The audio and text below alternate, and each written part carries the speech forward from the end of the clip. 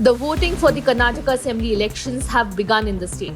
It is a three-cornered fight between incumbent BJP and aggressive Congress and the Deve Gowda-led Janata Dal Secular, which is hoping to play kingmaker again in this year's elections.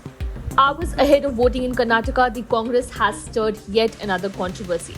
The party sounded an alarm, alleging that the Bharatiya Janata Party (BJP) was sending people from Goa to Karnataka as buses from Goa were spotted in northern Karnataka.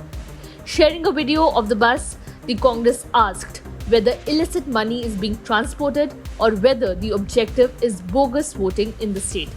Why is the Goa BJP government sending people from Goa on Kadamba Transport Corporation buses to northern Karnataka tonight? Why? Is illicit money being transported? Is bogus voting the objective? The Congress wrote on its official Twitter handle.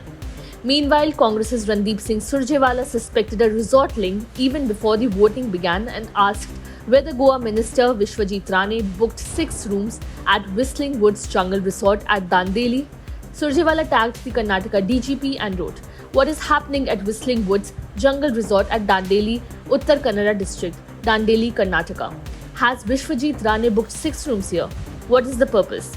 Karnataka saw a high-octane campaign ahead of the do-or-die battle in Karnataka, with the opinion polls heavily tilting in favor of the Congress.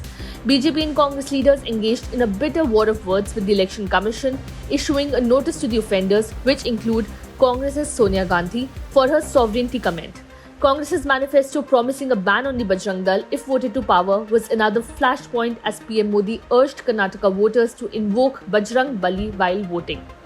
In a last-minute fight, the Congress on Tuesday approached the Election Commission after PM Modi made a fresh appeal to voters after the campaigning ended.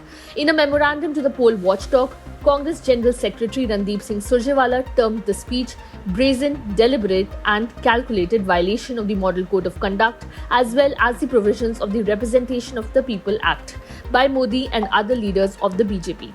The BJP is looking to script history to retain its southern citadel, while a combative Congress is eyeing a comeback after the end of a high-octane campaign that was marked by a plummeting level of public discourse and which grew increasingly shrill over the Bajrang Dal issue.